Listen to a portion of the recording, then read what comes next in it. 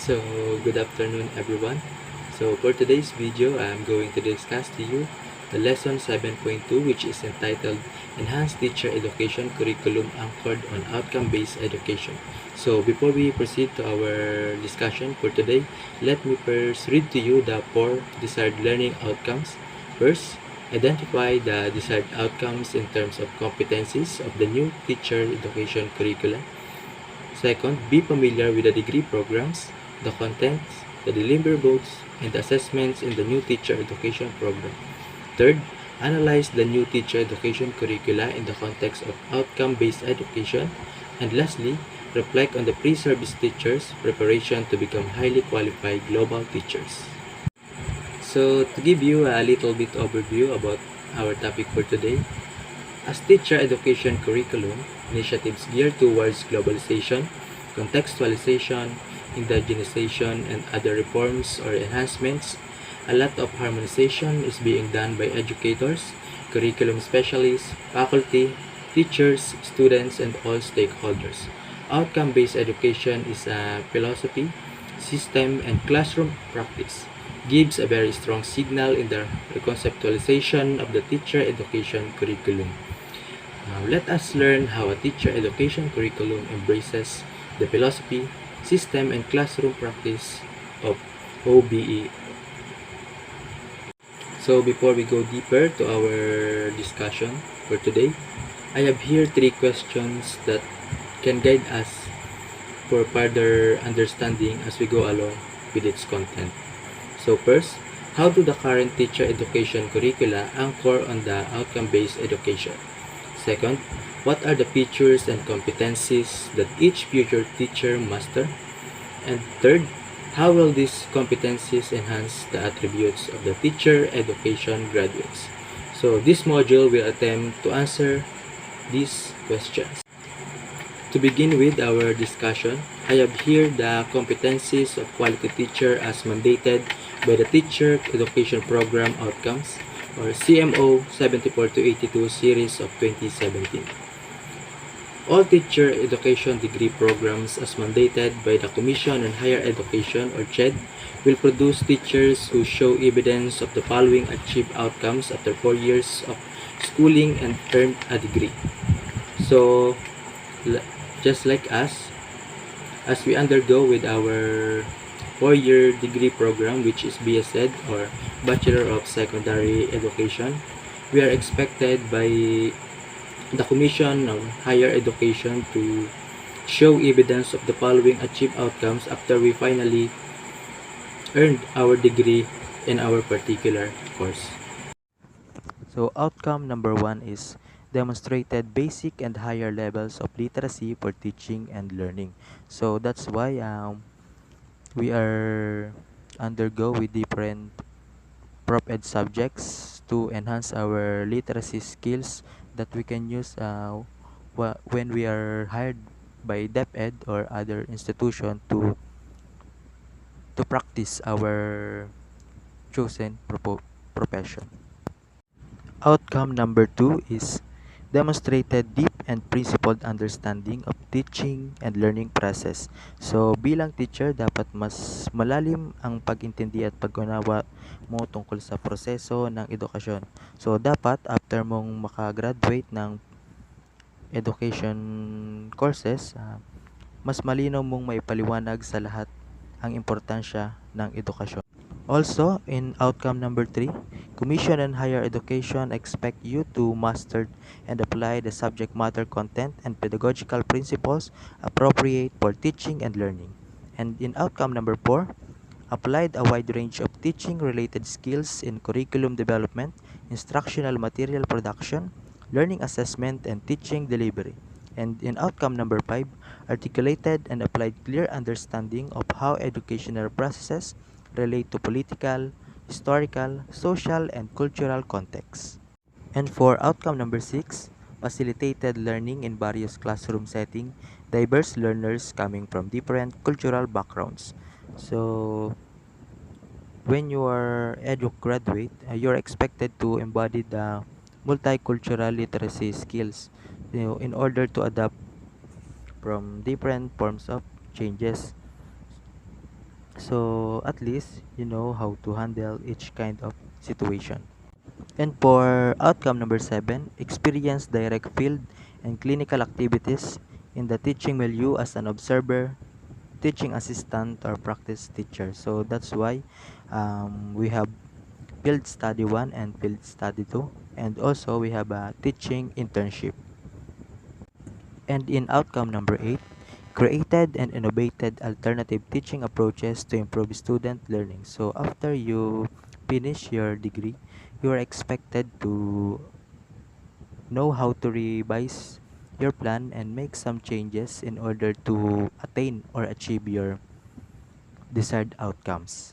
And for outcome number 9, practice professional and ethical standards for teacher anchored for both local and global perspectives.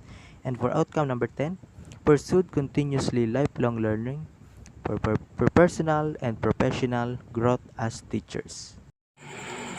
So I have here a question for you.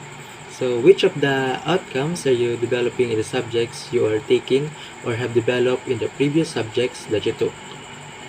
So these outcomes are set at the beginning of you to degree plan. You must put these to heart so as you go along, you will be able to master these in 4 years and will be ready to be employed after you get your teacher's license. So after you pass your LET examination, so you are going to face and practice your chosen field of profession. So let's move on to the competencies of quality teachers as mandated by the Department of Education, Order number 42 Series of 2017.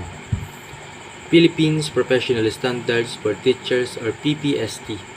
So aside from the quality teacher outcomes of CHED, the Department of Education or DepEd released a set of teacher competencies that are necessary for teachers who will be teaching in basic education. We shall focus first on the beginning teachers' competencies for career stage level 1.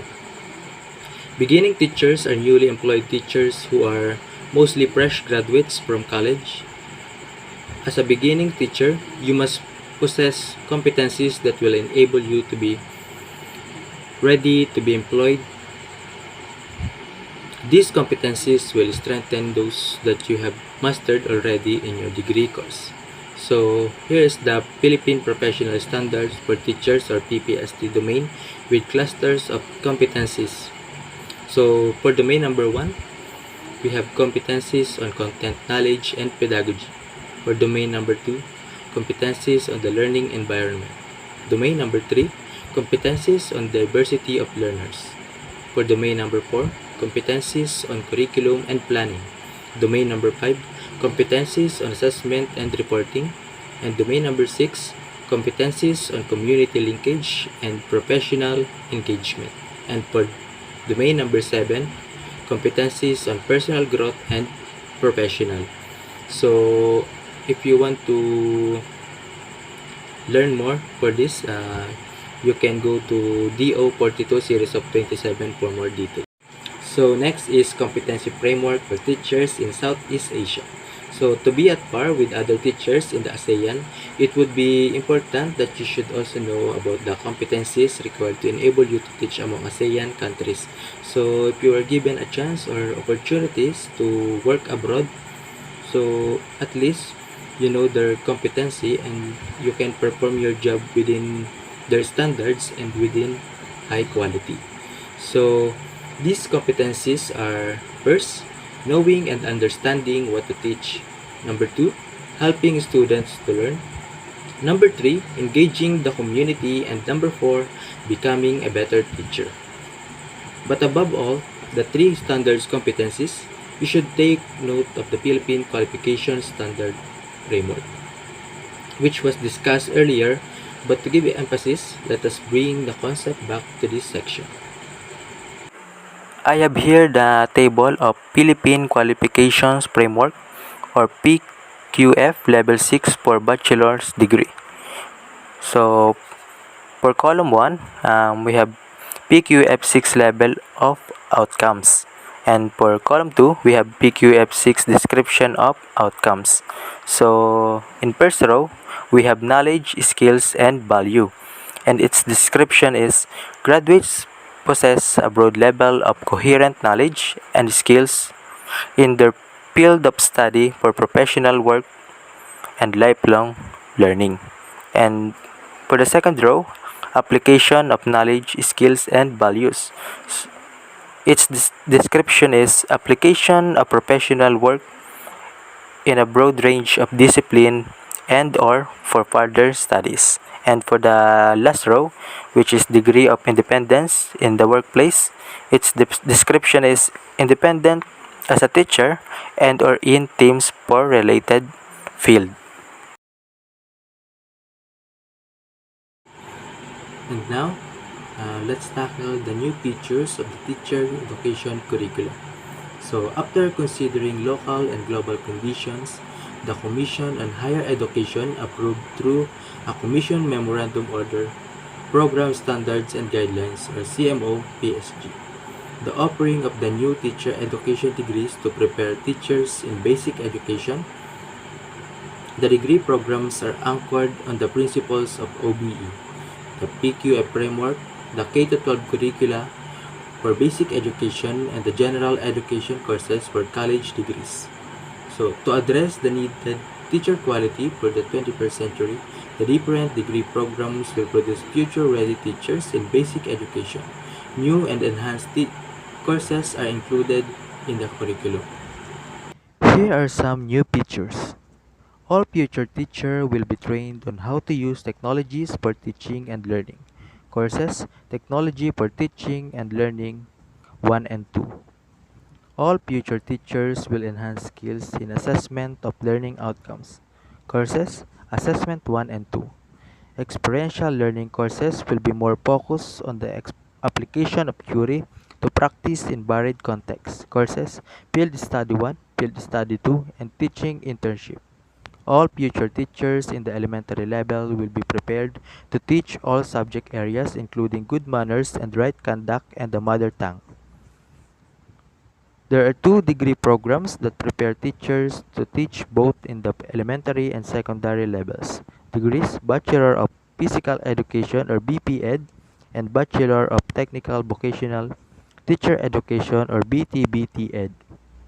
Next, a new degree is offered for the teaching of culture and arts or Bachelor of Culture and Arts Education or BCAED. Next one is 2 straight degree programs which were formerly the specialization in BEFD before are offered now to prepare teachers who will teach early childhood education and special education. Course, Bachelor in Early Childhood Education and Bachelor in Special Education. And lastly, all other original courses will be enhanced. I have here the table of Commission Memorandum Orders, number series of 2017 and the title of each degrees. First, CMO number 74 series of 2017 or BEd, Bachelor of Elementary Education. Next, CMO number 75 series of 2017 or BSed, Bachelor of Secondary Education with majors in English, Mathematics, Science, Filipino, Social Studies, and Values Education. CMO number 76 series of 2017 or BECed, Bachelor of Early Childhood Education. Next is CMO number 77 series of 2017 or BSNed or Bachelor of Special Needs Education. Next is CMO number 78 series of 2017 or BTLEd, Bachelor of Technology and Livelihood Education. Next is CMO 79 series of 2017 or BTBTEd or Bachelor of Technical Vocational Teacher Education. Next is CMO number 80 series of 2017 or BPEd, Bachelor of Physical Education. CMO number 81 series of 2017 or BSESS or Bachelor of Science and Exercise and Sports Sciences. Next is CMO number 82 series of 2017 or BCAED, Bachelor of Culture and Arts Education. And lastly, CMO number 83 series of 2017 or PBDALS, post-baccalaureate diploma, and alternative learning system. And all of the above degree programs except BSESS adhere to the common program outcomes stated earlier to be achieved during the college preparation of pre-service teachers.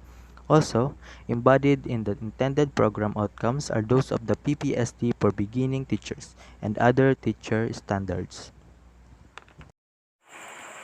And now, let's move to course contents to achieve the outcomes. What content should be taught to prepare prospective teachers in their future jobs? Course contents are means to an end of achieving the outcomes. These are theories, principles, generalizations, concepts, and ideas. There are three major clusters of subjects or courses which provide the contents of the degree programs. Cluster 1. Professional education courses. These are courses that are common to all degrees which will provide a rock or foundation of becoming a teacher. The course titles are as follows. Letter A. Foundation, Theories, and Concepts. This cluster provides foundations, philosophy, psychology, history, and sociology. It includes the child and adolescent learning principles, the teaching profession, the teacher and the community, school culture, and organizational leadership. And lastly, foundations of special and inclusive education. For letter B, which is pedagogical content knowledge, the subject will provide foundation, theory, and practice in the different aspects of teaching. The subjects are facilitating learner-centered teaching and learning, assessment in learning 1, assessment in learning 2, technology for teaching and learning 1, the teacher and the school curriculum, building and enhancing new literacies across the curriculum. And for letter C, which is experiential learning courses, these are subjects that bring together theory and practice. First is Field Study 1, observation of teaching and learning in the actual school environment. Next is Field Study 2, participation and teaching assistantship. And lastly is teaching internship. For Cluster 2, which is major courses, major subjects are listed for every degree program as attached in the CMO. I already showed it na po earlier using the table. And for Cluster 3, which is electives, any additional subject in other degree programs for teachers' education can be offered as electives.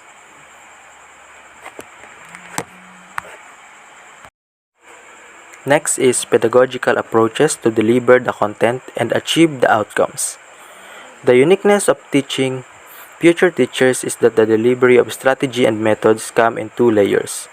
The first layer will enable the learner who are college students to decide learning outcomes of the lesson, and the second layer is defined a strategy that will teach the content in the future workplace, which is the basic education. In other words, the pedagogy utilized should be teaching how to teach. The delivery modes may vary from the three modes or a combination of the three. First is face-to-face, or also known as the traditional delivery mode, where the teacher and the students are physically present to hold classes in a designated place. One class can be taken as a whole group or small groups at one setting. The different strategies may be utilized appropriate to the students' group. So, before pandemic, naranasan natin yung ganitong klaseng setup ng pag-aaral kung saan tayo ay nagkikita-kita sa isang lugar or sa school upang magdaos ng discussion, at maraming nagsasabi na it is much more effective kumpara dun sa online learning. Pero dahil nga ni po nagkaroon tayo ng hindi inaasahang pandemya, so the government decided to cancel or all the face-to-face classes para na rin po sa ating kaligtasan at kalusugan ng lahat. Next po is distance learning or remote learning. Online or printed module. Distance learning is a delivery mode where the students and teachers are not physically present in one designated place or classroom. For the online, the teacher is stationed in a controlled hub while the students are connected to the hub. classes are either synchronous or asynchronous. On the other hand, distance learning using a printed module utilize hardbound materials in printed form, where detailed instructions by the teacher will be followed by the learner. Knowledge and skill of on technology is required for the first, while the second one requires independent learner. So, dahil nga po nagkaroon tayo ng hindi inaasahang pandemya, so nagkaroon po tayo ng transition from face-to-face or traditional delivery mode to distance learning or remote learning, kung saan po ang estudyante at ang teacher ay gumagamit ng iba't ibang uri ng modern devices like cellphone, computer or laptop, at kailangan din po ng internet connection upang makakonect sa isa't isa. So, maraming nagsasabi na mahirap yung ganitong klase ng mode of learning, pero at least naka-experience tayo ng bago. Hindi lang puro face-to-face classes, so naka-experience din tayo kung paano ang paggamit ng online learning modalities, at the same time naging mas madami tayong natutunan sa paggamit ng mga modern technology na kung saan kakailanganin din naman natin kapag tayo na yung nasa field of teaching. And for the third one, blended learning or flexible learning. This is a combination of the face-to-face and the distance learning. The whole course will be using the two delivery modes and should be reflected in the curriculum syllabi. So, sa madaling salita, it is the combination of distance learning or online learning modalities and face-to-face delivery mode. And for the last one, it is what we call experiential learning or lifelong learning. Following the theory of learning by doing, experiential learning approach allows the learners to experience learning firsthand. Sometimes it is also called immersion, apprenticeship, or practicum. And for the last topic, which is assessment in learning to provide evidences for the achieved learning outcomes. The new teacher education curricula utilize multiple assessment methods in and of learning. Since assessment is used to determine the progress of learning, formative, and the mastery of learning, or summative, multiple ways of doing it is necessary. Thus, 2 courses about assessment are included in the new teacher curricula for all the degree programs. These are the assessment in Teaching 1 and assessment in Teaching 2. Traditional assessment theories, principles, and tools are taken in assessment in Teaching 1, and authentic and technology-aided assessment is taken in the course assessment in Teaching 2. In the new teacher education curricula, the desired learning outcomes, the content, the teaching delivery, and the assessment should be constructively aligned and interacting. So, in curriculum, planning includes the formulation of the desired outcomes for course or lesson. Then this should be aligned with appropriate content and methods in the implementation. And finally, evaluation, which will determine whether the desired outcomes had been achieved. And now, I will share to you my answer to the Take Action activity. So, its title is Activity 1, Am I familiar with the degree I am pursuing? So, I filled up the information that asked to me. So, for question number 1, with the degree you are pursuing, what grade level are you preparing to teach when you graduate and become licensed professional teacher? So, my answer for question number 1 is grade 7 and grade 8.